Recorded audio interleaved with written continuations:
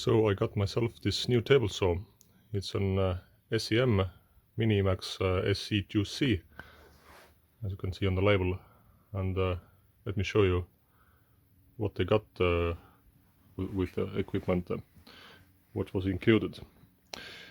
So of course some blade guard, a special rod that fixes the saw blade arbor when you want to change the blade, some wrenches, and a couple of washers which I don't yet know where they belong to, and 3 blind plugs or something like that, which I also at the moment don't know where they should go.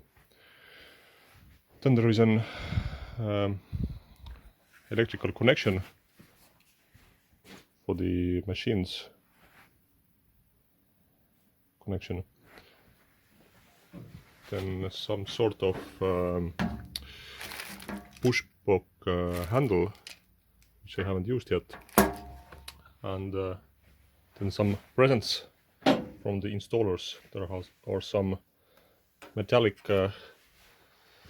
plates that were knocked off, probably from those holes here, but no one bothered to clean them up from the machine. So although the chances are low that if they fall down that they will find their way into the saw blade or for the belts, but still, in my opinion, these are big culture problems and people should clean up such things from the inside of the machine. There were also some pieces of concrete inside of the unit. Okay, I understand why they are there, because there is a massive concrete block inside the machine, as in washing machines, to give them some additional mass, so they were a little bit more stable. And one of my favorites is that I also got this nut from inside of the machine, and I have no idea if it's fallen off from some technician's pocket or it's become loose from some critical component inside of the machine. I did look around as much as I could with a flashlight. I didn't find any places that are missing their nut, but still it doesn't add any confidence, to be honest. I haven't assembled the machine fully yet, because there are, politely said, some assembly issues, which I will show you in detail later on. And for example, I haven't attached this ruler to the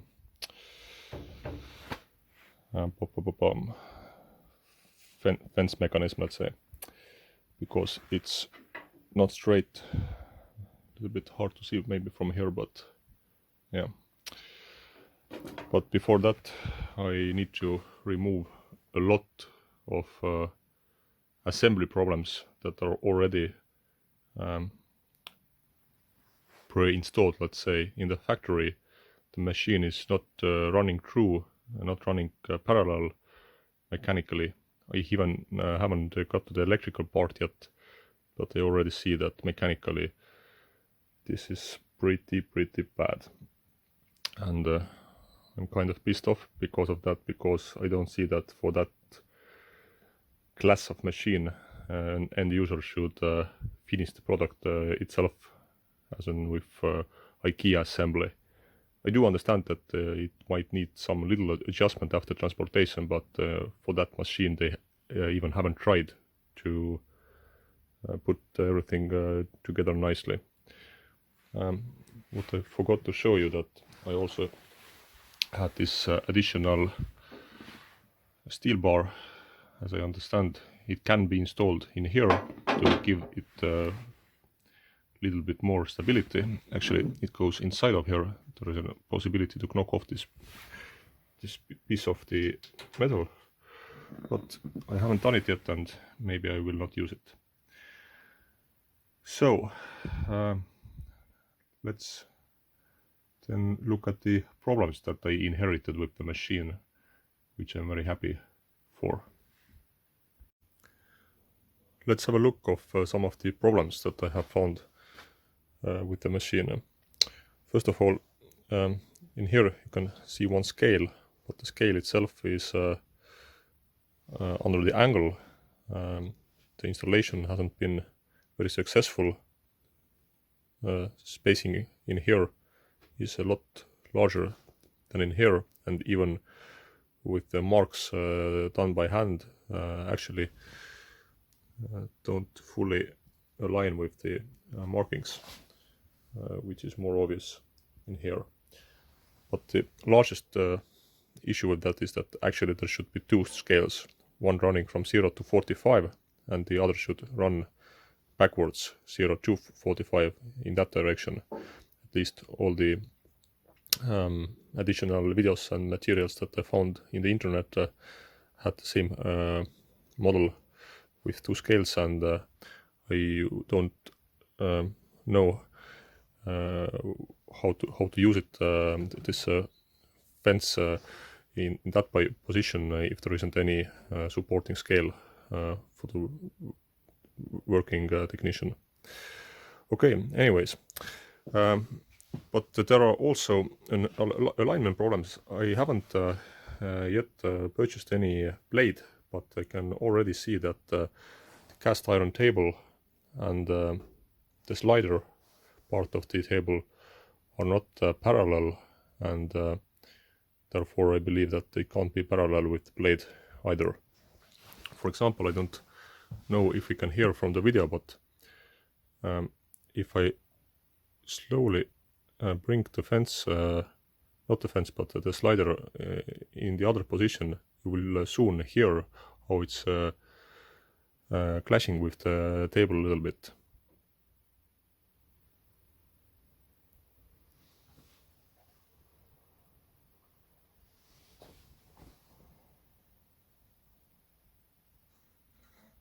Yeah, you can hear that one in here.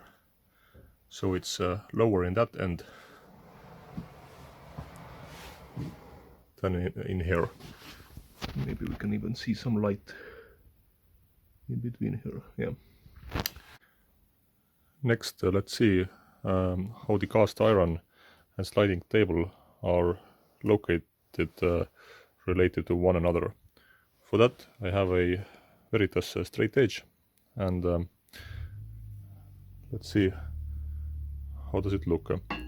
So there is a quite strong sunlight, but maybe it even helps us when we can see some light under the straight edge. Okay, as I can understand, the sliding part should be a little bit higher than the cast iron table. I'm not sure yet if it should be like 0.5 millimeter or tenth or whatever, but still. So I'm applying a little bit pressure in here, so the straight edge copies the flatness of the sliding table part, and we can see how parallel the cast iron table is. So when I'm applying the pressure, it's hard to see with the camera, but it's not good.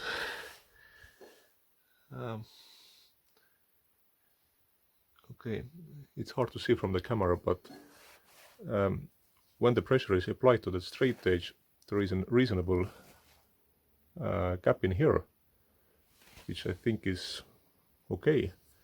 But in that end, there is almost no gap anymore. So these are not on the same plane. The cast iron table is running a little bit up from the left side, or the sliding part of the table is a little bit skewed. On the other end,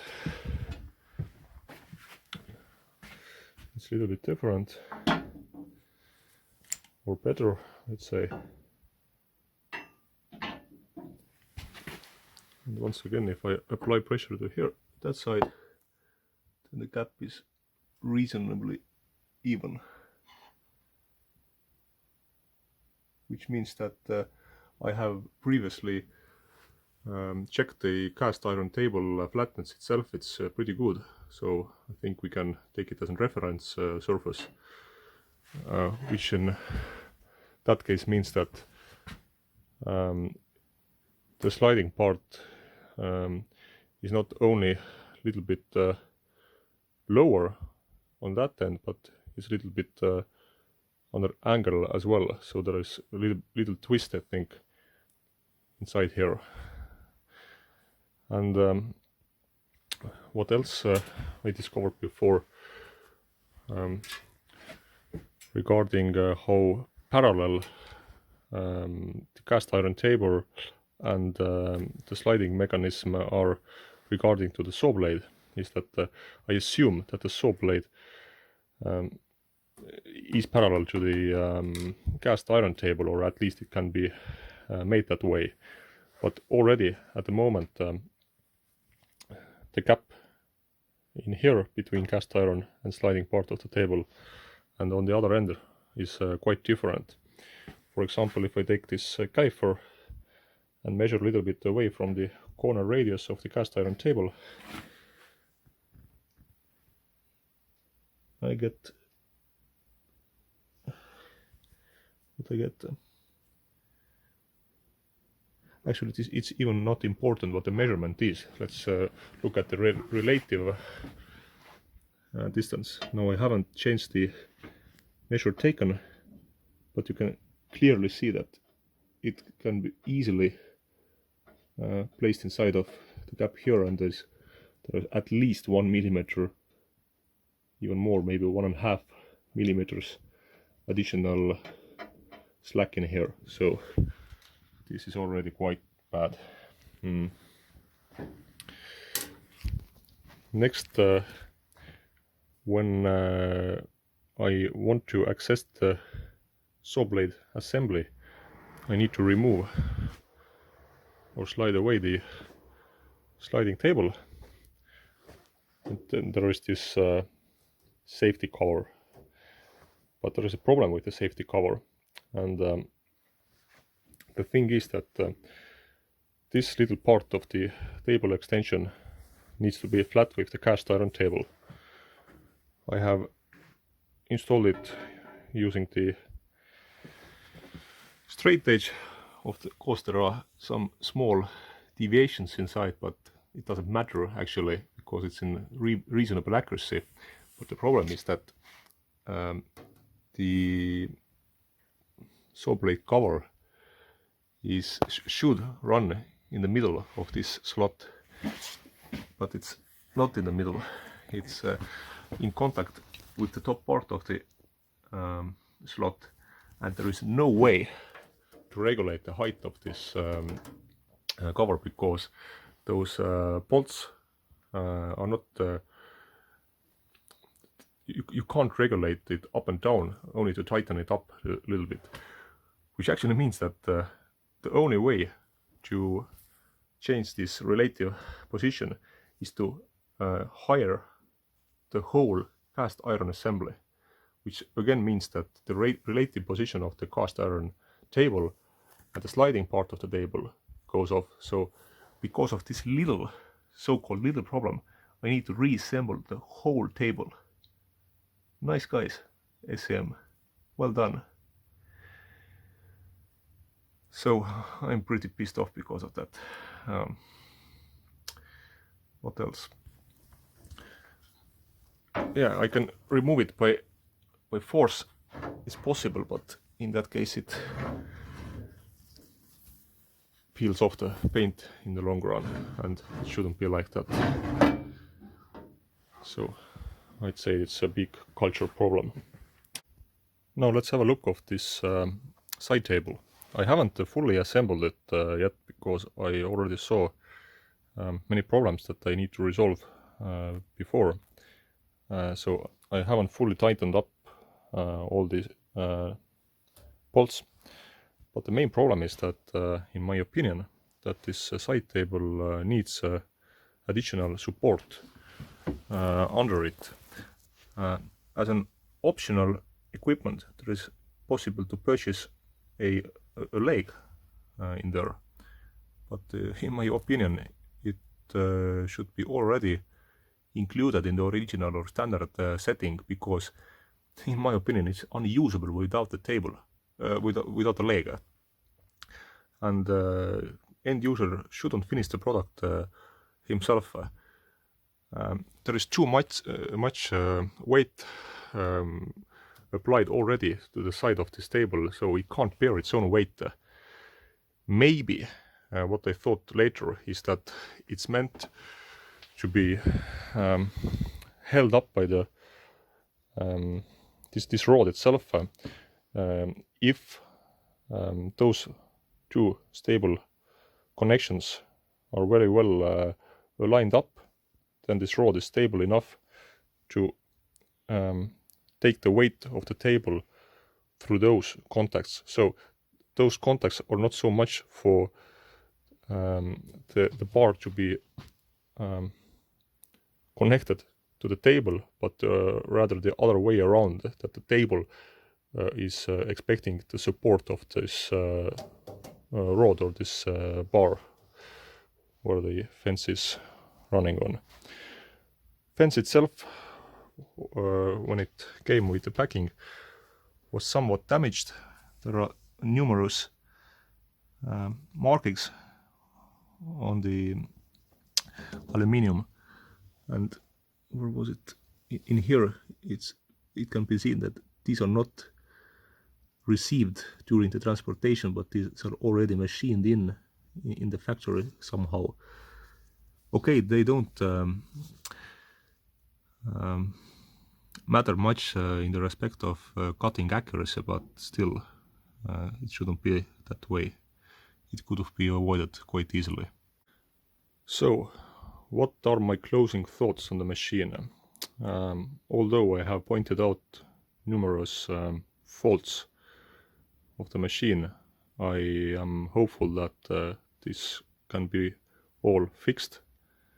It takes some time and effort to calibrate everything, but I do hope that all the parts themselves are made in quality, they are accurate and according to the specification they should be, and after I have removed all the assembling issues, I do hope to get a nice quality machine, but we will see that when I have succeeded or not.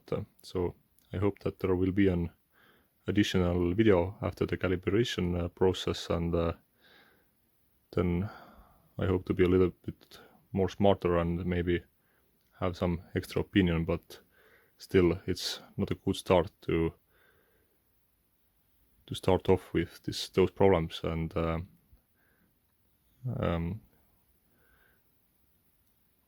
it's known that European equipment is far more expensive than Asian equipment in relative terms, and now the question has to be asked, why to pay the extra money? Is it a patriotism, or do we expect something extra, some extra assembling quality, or what is the extra that we get for the extra money that we spend? And in here I don't see that assembly process has been taken seriously, and maybe I could have received the same level of quality from some Chinese machine if I already know that I need to finish the assembly my own. Maybe I have had saved some money as well, but for me it seemed to be an unfinished product in the sense of calibration. Okay, see you next time. Thanks.